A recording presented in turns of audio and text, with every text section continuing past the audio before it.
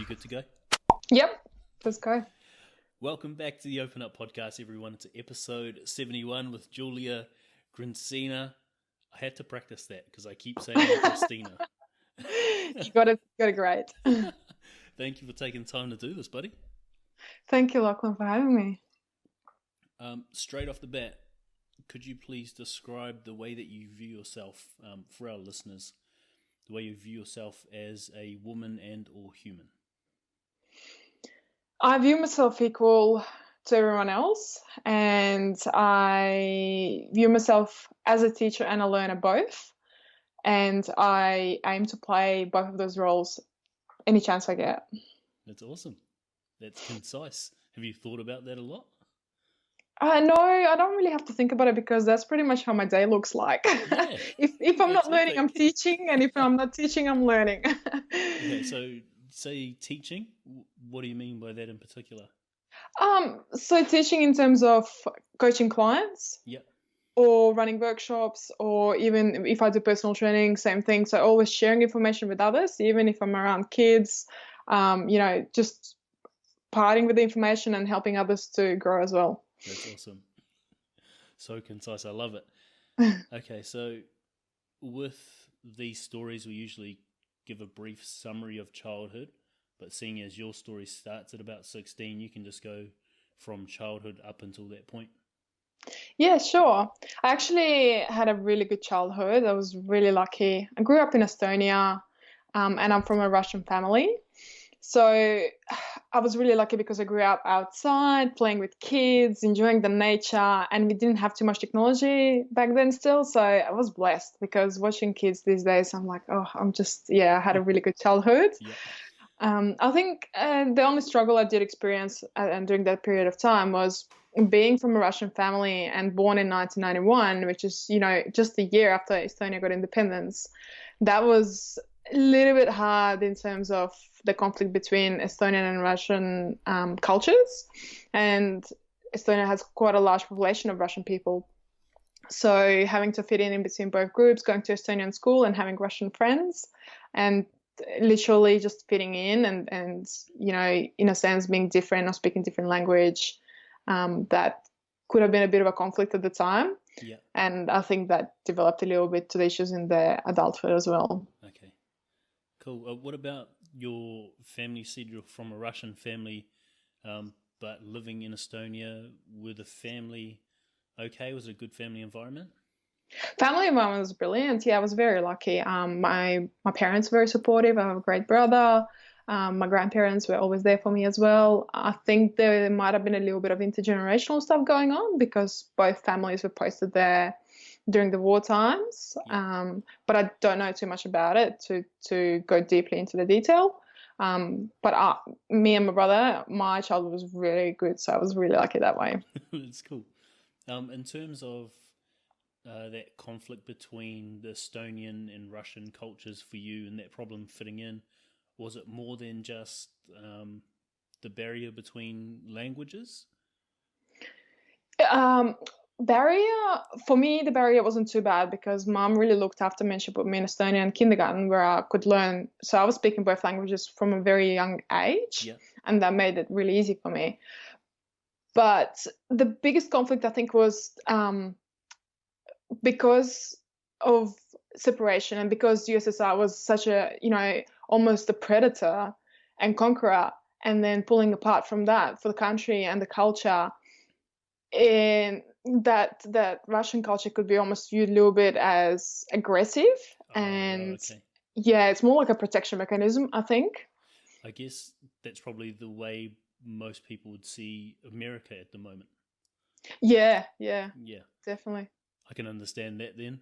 So were you ever Yeah. comfortable being yourself when you were young? If you had this feeling that you might be viewed that way? Yeah, I was very comfortable being myself, and at times it was a little bit hard to fit in because what I was told at home and what I was told at school didn't blend together. It was two different bits of information.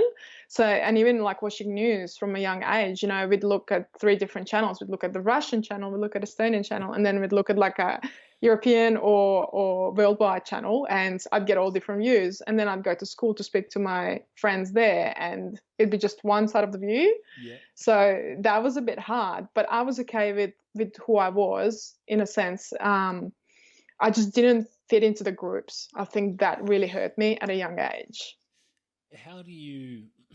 Is that something that was nurtured in you by your parents, like being comfortable in who you were? Because I know, especially me, I was good that way growing up, but as I got older, I've felt this need to try and mold myself to fit a group, and so like I lost sight of who I actually was. Did you go through any of that at Mm, all, or were you just like mm. nurtured with that sort of self acceptance? Mum nurtured that in me a lot, and I had that for quite a long period of time. I was very comfortable in my own skin. I was comfortable with who I am until the teenage years started to come on. I think unconsciously though, there was a bit of modeling happening and taking on other people's behavior on without knowing that. Okay. And you know, mom did teach me really well and she taught me really good habits, but I think unconsciously I observed some underlying habits, the unspoken habits. Yeah. And I think that might have contributed a little bit to my own behavior as well. Okay. Cool. Well, we might as well dive straight into your story now if you're comfortable sharing it. Absolutely. Yeah, let's go. So, 16, I think it started, teenage years and, you know, wanting to look better and appeal to boys. I think that word appeal is a big part of the description of who I used to be. Yeah. And I think looking for approval and, again, like sense of fitting in, because I didn't have that for such a long period of time. So while I was studying in high school, I started researching healthy eating and nutrition and stuff like that. But because I was so young and I had quite a limited amount of resource and I didn't really have any support, no one in my surroundings was doing that. And in Estonia at the time, the nutrition wasn't a big interest. Like we didn't have nutritionists or dietitians or naturopaths, none of that natural stuff. So I just did what I could, you know, Dr. Google and Wikipedia and didn't know what I was researching, tried a few different diets and I lost a whole heap of weight. And with that, I remember one day my teacher at school, she was asking me, she's like, "Are you okay? Because you know you don't look all right." And I was having little blackouts at that time because I was starving myself from nutrients. Wow. And yeah, she said, she's like, just maybe start bringing some nuts into school and nibbling on them. And I was like, "Are you crazy? You want me to eat fats?" So she kind of sensed something was not right. And, you know, amenorrhea, so I lost my period for a period amount of time, you know, thinning hair and dry skin because I literally cut out all sugar. I cut a huge amount of fats, not understanding what fats are necessary for, and going still through development stages of being 16-year-old woman. Yeah. Yeah. So that played a big part Wow. of creating the snowball. So before we like, I guess, talk about the emotional side of it, I want to talk about get an understanding of how a 16-year-old finds the will or the motivation to cut out sugar. I can't ever imagine a 16-year-old that I know ever cutting out sugar. I'm a very driven person, always been my whole life. I think this is something I could probably contribute to my mum because she's always been like that, but she never had an outlet to it. Yeah. And I think she encouraged me so much, and having her support, it was easy to do it because whatever I would do, she would support me through it.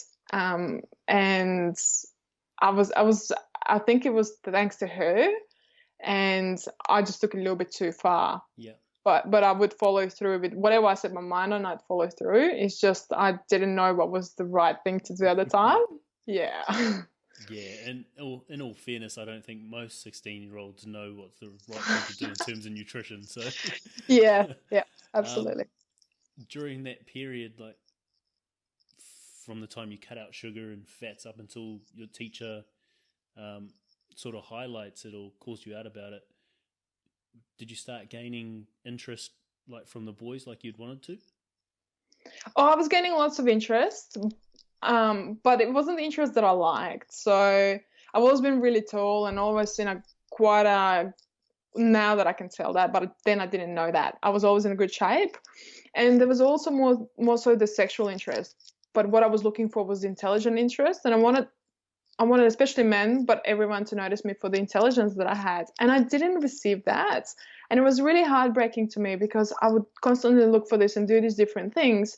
And all I would get would be sexual attention. And I'd be like, too much, especially when you're 16. Yes, you play a little bit along, but it really, you start thinking, what am I doing wrong here? Like, I don't want this, especially like old men giving comments and kind of a little bit seedy stuff, Yeah. So yeah, I was getting attention, but not the kind I wanted. Was there ever any influence that made you seek attention or appealing to guys in that way? If it was just for like that intelligence sort of interest, because like obviously changing your appearance to most guys would signal that you're doing so for that sort of interest. Yeah, of course. I had no clue because I didn't have any experience at that time. I didn't know how guys were thinking and what they wanted. It was more so, look, creating friends as well Yep. because of where I came from and not fitting into the groups. And a large amount of the friends that I had were male friends at the time, and it was easier to talk to them because it's just how my personality clicked with them. And when I started getting different attention, especially from some of my friends, and I was like, this is not all right. This is not, not cool. Okay, so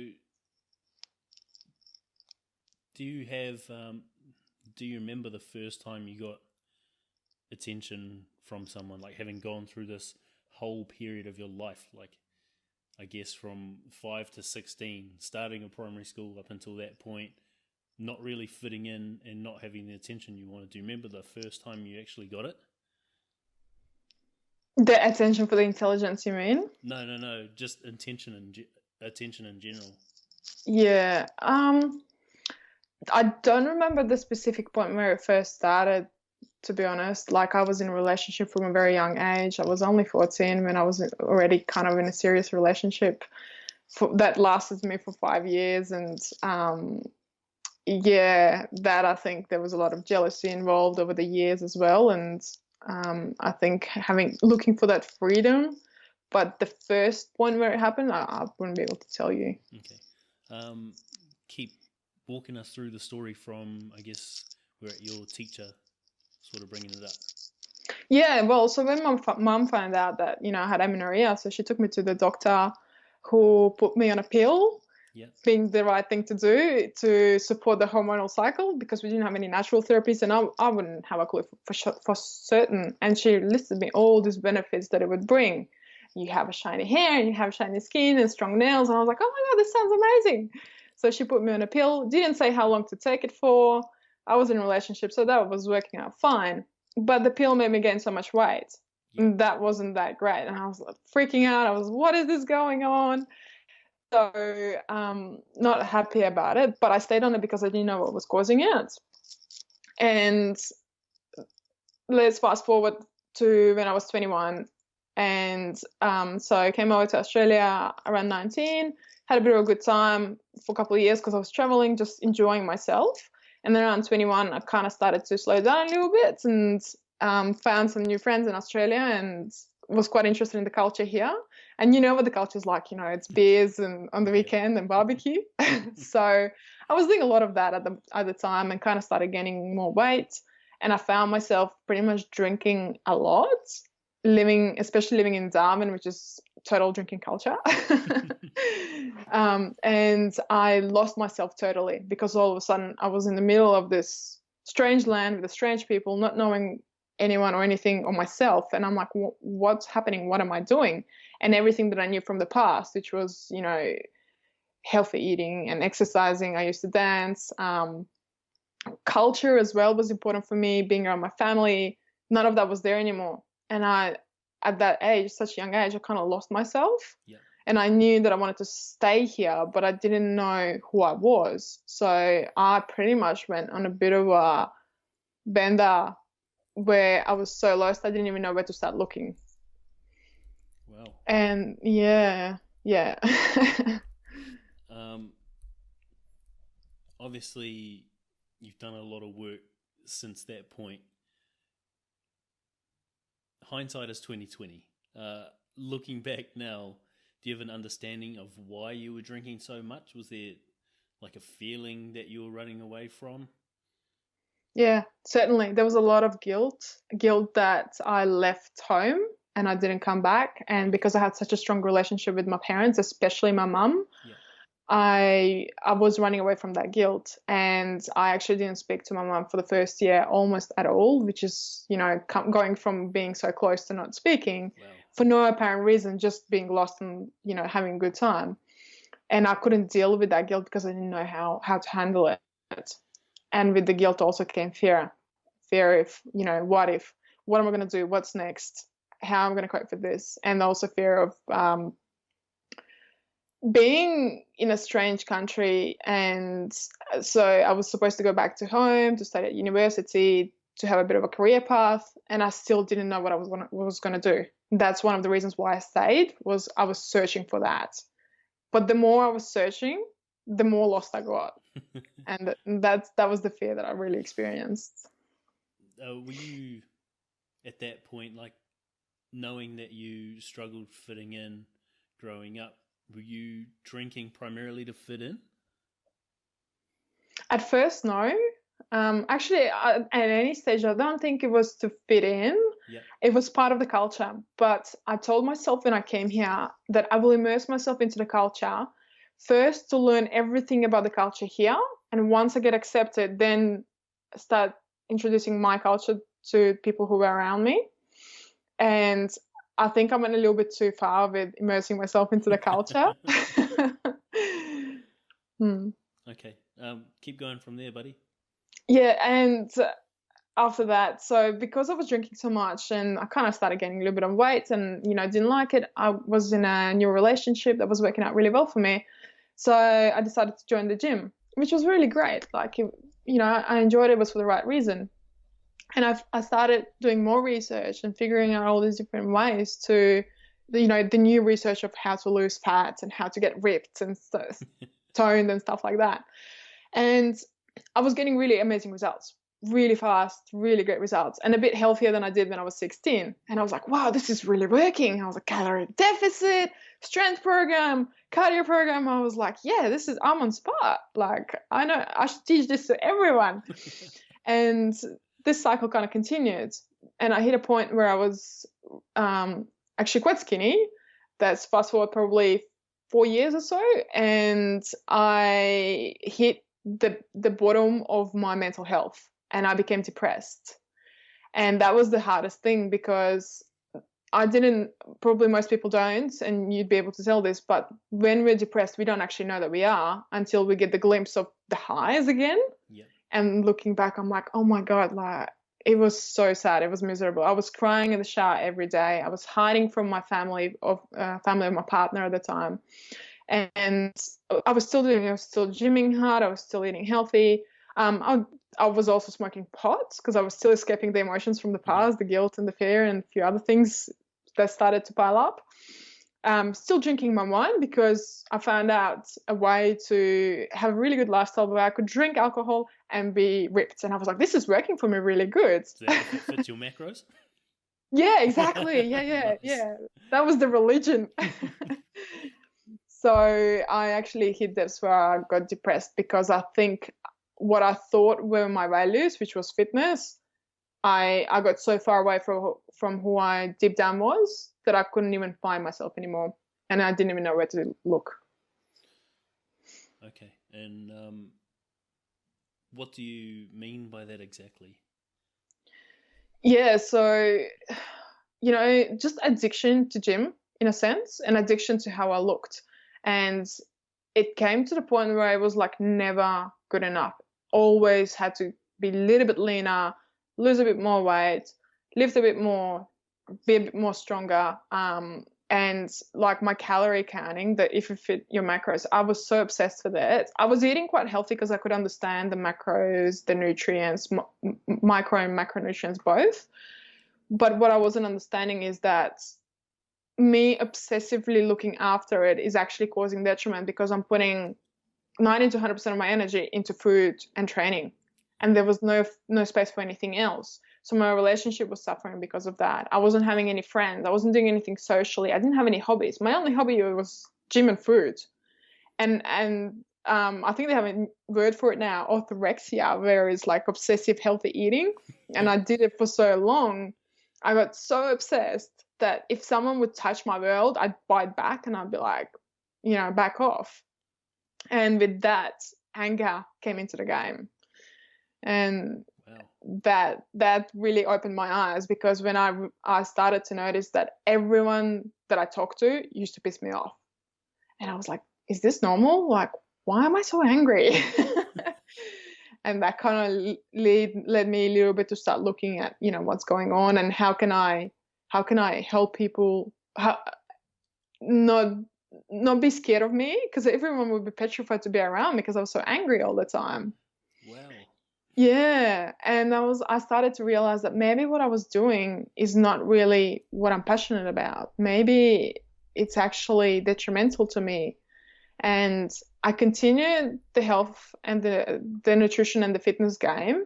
Yeah. But I started to think is like, okay, how can I fuel my passion? Because currently I'm so selfish. I'm doing everything for myself. And I was in this not very fulfilling job, and the relationship kind of was suffering because of my behavior as well. So I decided to study personal training. And to me, that was the point of giving back and helping others who might be going through, similar things like feeling lost, and giving them a solution as training and nutrition, right? Yeah, so I got involved with that pretty seriously. And nutrition was probably my main interest, which still is, but differently now, more like the psychology of nutrition. And, I became a personal trainer. I helped a lot of people, but still kind of in that cycle of wanting to look my best all the time. And to the point, like, I started to reduce my anger a little bit, but anxiety started to kick in. And I never had anxiety in my life before. Like, wow. I couldn't recognize what it was. I didn't have a word for it. I was like, why am I feeling this way? And so for you, how did anxiety manifest itself? Heart palpitations and darting eyes and not being able to look people into the eye. Wow. Yeah. And always rushing things. I used to break so much glass and plates and stuff at home because I would rush, and to me that's how I would express anxiety. Whoa. That's pretty severe. I had no clue what it was. Like, I didn't know. I wouldn't ask anyone for help because I didn't think it was a problem. But yeah. So I guess, like, back to depression and this problem with body image. Do you remember a moment where, like, holy shit, there's something really wrong? Like, I'm not just sad, maybe this is something more? Yeah. Catching myself in the shower, where, like, how many days in a row it was, I wouldn't be able to tell you because I kind of lost sense of time at the time. And I would bury myself in smoking weed and playing video games if I wasn't at the gym. But I literally caught myself with the weed. It was like, this is literally all I'm doing. I'll come home from the gym, have a joint, start playing games, and then next morning I'd be crying in the shower. And I was like, this is a cycle, and noticing the pattern. And I was like, maybe that's not how we're supposed to feel. Yeah. So once I started to reduce the amount I smoked, I started to think clearer. And all of a sudden I was like, actually, I can think. Actually, my anxiety is a little bit better as well, because that brought in a lot of paranoia for me, everything else included. Yeah, that's understandable. I guess keep walking us through your story from there. I'll ask some more questions at the end. Yeah. So as a personal trainer, being right in the industry, and I hit the point where I was so slim, I wanted to compete and all these things, but I would never allow myself to do that because I'd constantly say that never good enough and never fit enough, never ripped enough. And I never did for that reason, because I didn't have belief in myself. Yeah. And I did have dedication to training and nutrition, just no belief, and constantly playing on my own mind, taking all the selfies and constantly comparing myself to everyone else, looking at pictures online, and it was like, this is an awesome body. I want to be like this one day. I'm not even understanding that, we can't look like someone else because there's so many parameters. But the brain doesn't work like that. Brain sees something and it's like, this is real. I could put my face on this. And chasing that too, really religiously. And it started to really hurt me, where to the point, because I decided to start nutrition at uni. Yep. So I enrolled and I did this, and I had some friends, they were into bodybuilding as well, and immersed into that culture so much, and hearing, how they talk and the lingo they use and stuff they do. And I'm like, yeah, this is awesome. And all of a sudden, like, my relationship crumbled, and I'm not sure what actually happened, but I knew that with anxiety, the things went right. And I started to search further than what I knew at the time. And I started opening to possibility that maybe it's not just fitness and nutrition. Maybe there's something else involved. Maybe I'm missing a part of the equation. So one of my clients that we actually started to chat, and, we kind of became friends, and I overheard her talking. She was going to a meditation. So I asked if I can come along. She's like, yeah, of course, come along. So we went together to this meditation. And it wasn't just any kind of meditation. The lady who held it, she was a clairvoyant. And she literally, that was the first time I saw her. I didn't know who she was or what she did. I didn't even know who clairvoyant was at the time. And she literally saw through me, and she told me, or asked me, she's like, are these your problems? And I was like, fuck, how do you know? And she gave, well, after that chat, she allowed me to give myself a permission to follow my heart. And I was like, what do you mean follow my heart? Because following my heart at the time, where everything was kind of crumbling, was losing my status, losing everything I know. And nothing is more scarier than losing what we know. Because once we lose it, there's nothing there. It's like, what is the foundation? I'm not even familiar with my foundation anymore. And so many years has been since my upbringing. And starting from beginning is, too much effort, and it's too hard, and it's scary. So giving myself that permission, I just crumbled in tears, and I was like, okay, yeah. So I went back home and I dealt with it, with the breakdown that night, and kind of I had a lot of introspection since then. Went back to meditations multiple times, and that really helped me as well. Just taking that quiet time and to go within and really shut down the bitch voice in my head. Yeah. Well, I think that's a major problem with anxiety, is that if you don't have any sort of mindfulness practice that allows you to cultivate self-awareness, anxiety just takes over. But when you do cultivate mindfulness or self-awareness through something like meditation, you give yourself that chance to just stop it for that 1 second where you can break or interrupt that pattern and sort of jump in and slot in another thought. It's so liberating too, isn't it? To just experience silence for a little bit.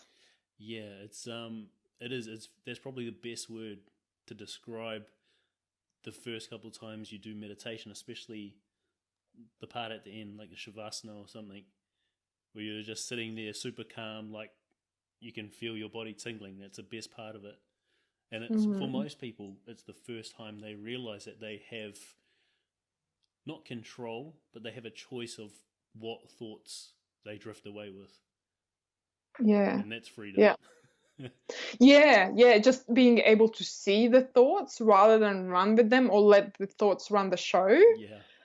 Yeah. I think the scary part for a lot of people is, and I guess for me was as well, is to actually know what the thoughts are. But once we see them, it's like, oh my God, they're useless, they're pointless, they inhibit me, they distract me. I no longer want these thoughts. Now that I know what they are, take them away. couple questions about your story, buddy. Um, in terms of like your body image, we spoke about your nutrition when you first got into that sort of pattern, when you were in school, and then you had those health issues. And luckily it was brought up by like your teacher, and you talked to your mum about it. But this time round, do you have, like, looking back now, do you have an idea of why it was that you were doing it? Because in the first instance it was to appeal to boys, but this time, like, you're in a relationship, and constantly comparing yourself. Do you have an understanding of what need you were trying to, I guess, fulfill? To be honest, I think it was just fitting in, simple as that, because it was always this, coming from different culture and never having enough friends from what I perceived enough friends was. And it is comparison to the peers at school as well. Most of my friends were outside of school, so trying to appeal to different people, and God knows why I thought that losing weight or looking a certain way would bring more friends into my life. But that obviously didn't work. Okay, is that the only sort of need you can think of? Yeah, primarily, I'd definitely say it's fitting in more so because I was getting attention from my family and I did have friends outside of school, but yeah, comparison. This time around, not at school. Oh, okay. This time around, Yeah. I think it was running away from the emotions. Okay. Because the emotions started to surface up, the guilt and the fear that I talked about, and then the sadness came in as well. And I think it was a distraction and a depression of emotions, not like, rather than expressing it, because I didn't know how to express them. Yeah. I found a way how to depress them instead, and I think that was the way, because I was so dedicated. And when we dedicate 100% focus on something, that actually silences the mind. It's almost like meditation where we dedicate ourselves to the stillness and silence. I was dedicated and distracted by exercise and research of the food. Yeah, that makes total sense. And I'm pretty sure that people listening to this who are currently going through that can probably take that and think, shit, what am I running away from? Why am I so dedicated to something that I know doesn't make me happy? So that's profound, buddy, that the fact that you actually know that. And the scariest thing is people think it's scary to know what I'm running away from. It's much scarier to think about what it is and how to go through it rather than going through it. Going through it is actually easy. If you've got the right support, you've got the right tools. Support, I think, is the key here. Yeah. It's actually not that scary. It's actually quite liberating and empowering. But the thought about it is the scary part, because that's what creates the anxiety and the fear and the rest of it. Yeah, and the longer you leave, like whether it's a tough conversation, like you needing to pick that phone up with your mum and worrying like whether she's going to be upset at you for not speaking for so long, like the longer you leave that, the more ammo you give yourself in your head to assume what someone else is thinking about you. Yeah, absolutely. And then start constructing that alternate reality that doesn't even exist. Yep. Yeah. Okay, and so for you, that what sort of, I guess, kicked you into gear and made you take action? Was that the breakdown of your relationship?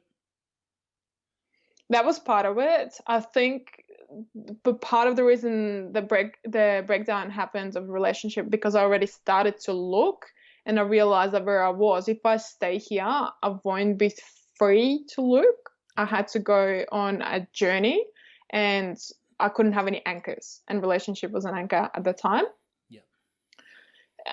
But the other reason that I went on the journey was those meditations that I go to and having the permission of looking within and looking for something else. I changed my studies pretty much straight after the first or second meditation, and I changed from nutrition to naturopathy, which is holistic natural approach, which is optimizing health rather than coming from depressing the health, really, or depressing the emotions. Yeah. So Do you feel like you identified as that person who was so strict with their diet and so like regimented with their gym, etc.? Within me. Yeah, did you identify as someone who was like that? Oh, totally, absolutely. Afterwards, not while it was Oh, happening, okay. but once I started to free myself up a little bit, I saw it clearly. And what happened when I changed my studies as well and allowed myself to not having to please everyone, because the other thing, going to college was like, oh, it's not as good as uni, and my certificate's not going to be as good as uni. Yeah. I went actually back home straight after, about a month after, and spent a bit of time with my family, which was brilliant. It was such a good time. But when I came back to Australia, I got really sick and I ended up in hospital. And I think the reason that I got so sick was that the stress and the accumulation of all the emotions that finally got their way out somehow. Yeah. And I haven't learned how to work through them yet, but the taking of the guard, which totally crumbled me. So I had like this little spiritual awakening in the hospital. Oh, that's awesome. Yeah. Yeah, yeah, You either need to surrender or you're going to be forced into submission. totally, exactly right. Because it will happen regardless, sooner or later, but it's our choice when it happens. Yeah. I guess for anyone who's going through that identity crisis, who knows that what they're doing nutritionally or even in terms of physical output isn't really benefiting them and they're not doing it for the right reasons, do you have any advice for someone who's going through that transition from identifying as that person to something a little more healthy that might scare them because it may mean they gain weight, it may mean they lose a certain friend group? The simplest thing they could do is ask yourself, what is the meaning behind this? What is the purpose to act this way, to create this behavior? And then ask again, once they come up with the answer, what is the meaning of this? What is the meaning of this? And keep asking the question until you can't have any more answers, until your answer is so large that you're finally satisfied. Because a lot of the times, so doing consultations at the gym, I'll ask people, is like, what is the purpose for you to lose weight? Why is it important for you? Regardless whether they're overweight or whether they're lean. Everyone wants to lose a little bit. I hear it all the time. And most people, they actually haven't even thought about it, why it's important for them. They're like, I want to look good. I was like, what's the purpose of that? I want to look good at the beach. What's the purpose of that? I want to attract a partner. What's the purpose of that? I don't know. Oh, I'm gonna have a family. Okay, what's the purpose of that? And then I'm gonna have kids. And and they go in a totally different direction. Yep.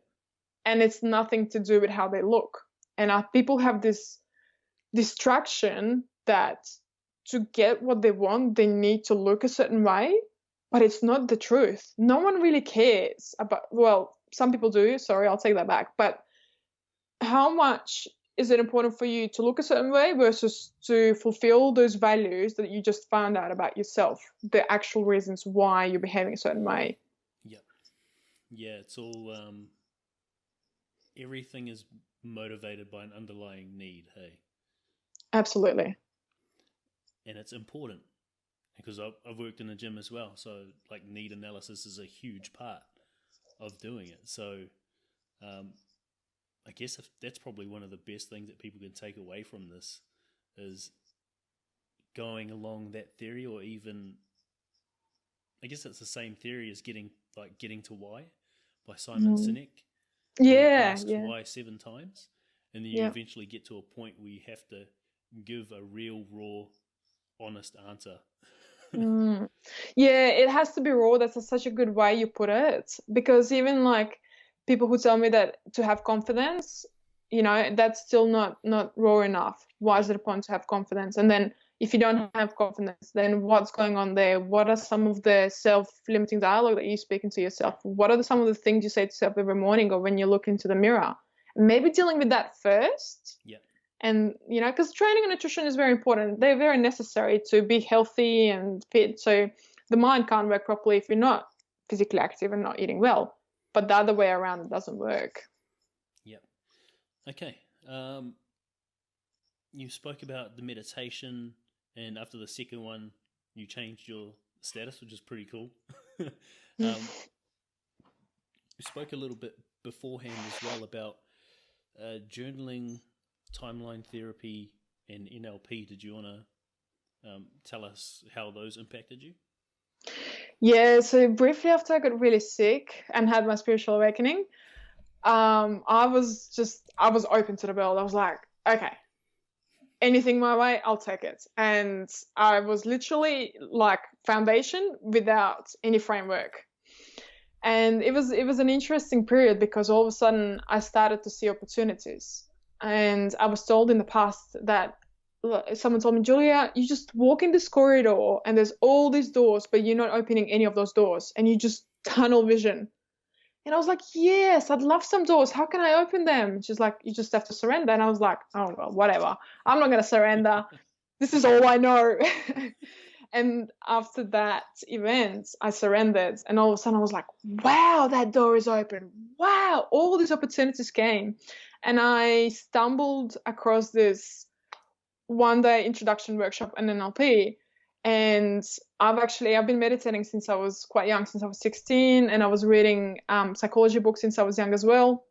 My mum was always also into NLP a little bit, but I didn't know what it was. And I got so hooked on that first workshop, so I signed up there and then and did the course without knowing what I was signing myself up to.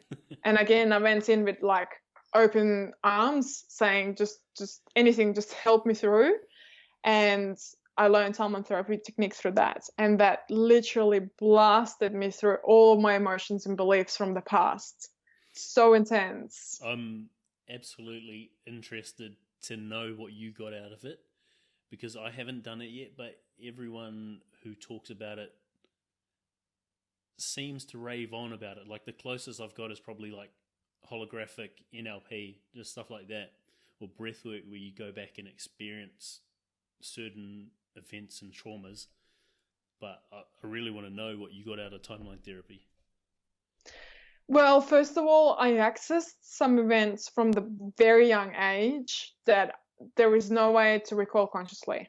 That blew my mind open because all of a sudden I was like, what is this brain thing? There's so much more going on that I'm not aware about. As soon as I surrendered and I said, yes, it's okay to change my perception and it's okay to change how I feel, all of these things started to pop up. If you ask the right questions or you have the right direction and the right intention, of course.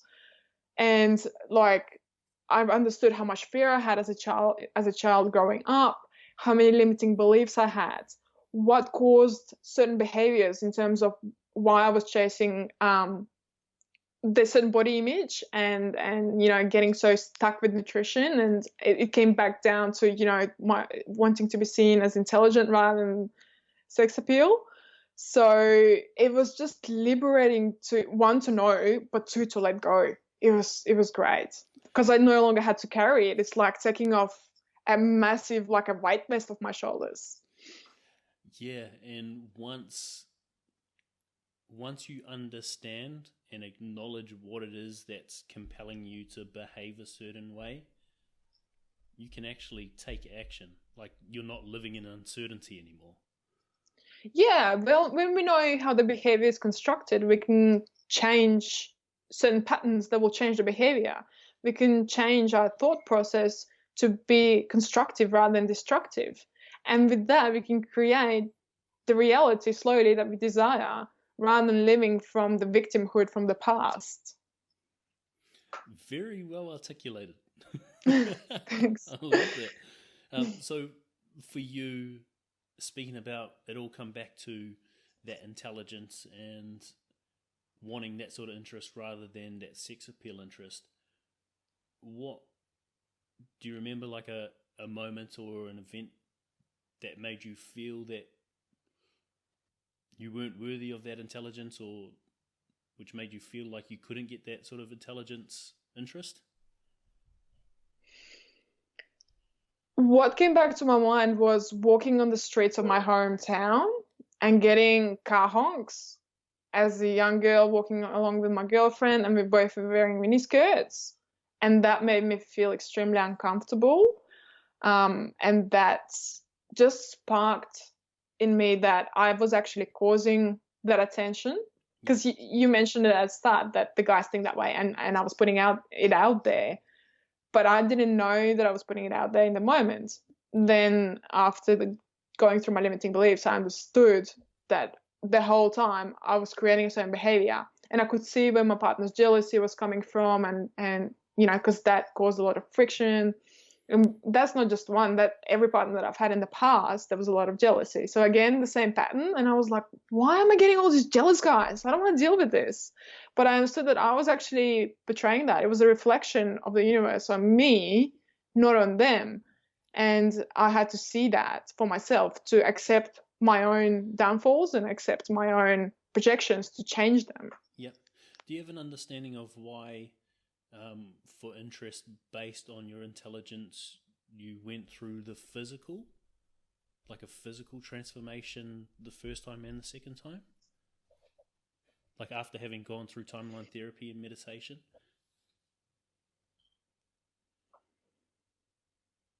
Can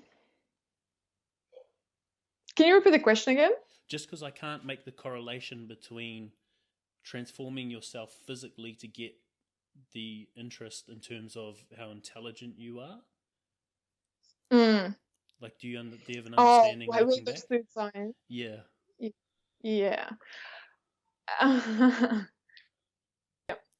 Okay, so correlation between my body image and looking for intelligence, seeking for intelligence. So I think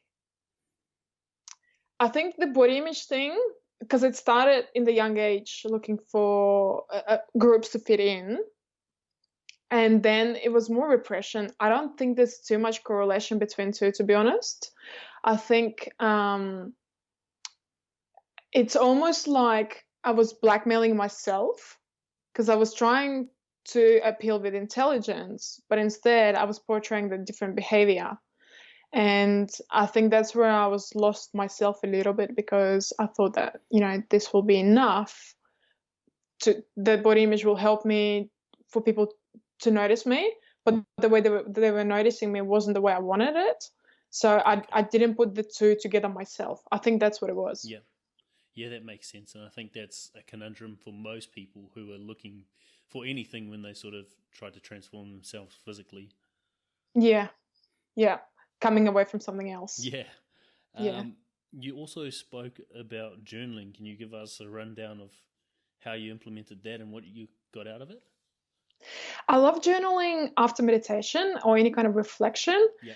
So I do a little bit of inner contemplation, and I do different meditations. Sometimes it will be manifestation. Sometimes it's just the chakra balancing. The other times it's just the still contemplation. And those still contemplations are most interesting ones, because they will always surface something up. And that's the time when you bring in stillness and silence, you will notice that it's never silent. There's so much going on. Well, it gets a bit more quieter over time. Yeah. But actually that background noise can be very valuable at times if we choose to notice it. And I do like writing it down, because it comes in sparks when we don't expect it. And if I write it down and then I later look at it, I'm like, this is stupid.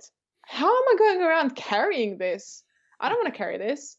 And that's why I really enjoy journaling. And I can, if I don't use timeline therapy, I can use the belief or whatever thing came up, the thought that I might have, and just break it down and ask myself a series of questions and see where it takes me to find out the root of it, or even importance of it. That's really cool. Is that sort of the one you turn to most often, that style? Yeah, in terms of style, yes. I haven't been doing a lot of journaling recently because I haven't felt the need for it, and my meditations actually have become quite silent. I've really enjoyed just experiencing the energy and the vibration inside rather than the noise, because there's not a lot of that left.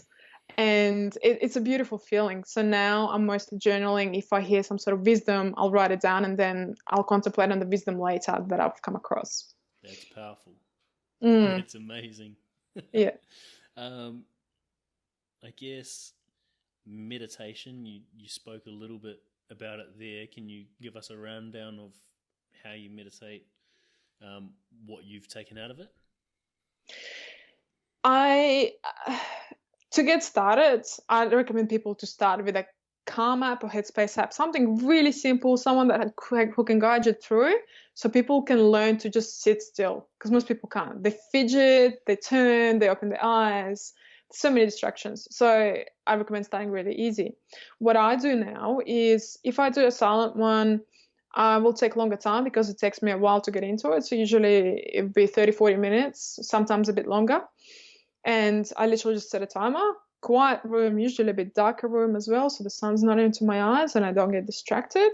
And I just sit there and just sit and feel. Always with a straight spine, so I allow the energy to circulate in my body so I can experience the sensations. And it's always a different journey. There's no guidelines. But my other favorite one, I do occasionally Joe Dispenza meditations. I love his stuff. Yeah, they're very, very powerful. And what he teaches as well is to do breath before meditation. Yep. And we do that in yoga too.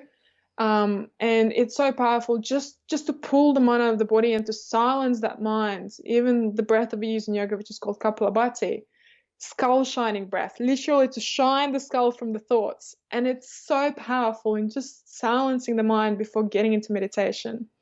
And I think these simple things is what people could take away in their own practice. Yeah, and like along the same sort of train of thought, I've found that my most, I guess, when I've got the most benefit out of meditation, it's been from doing like cold shock therapy, whether it's cold shower or like cold swim before a meditation. It's like just zoning in. Like It's like warming up for an athlete.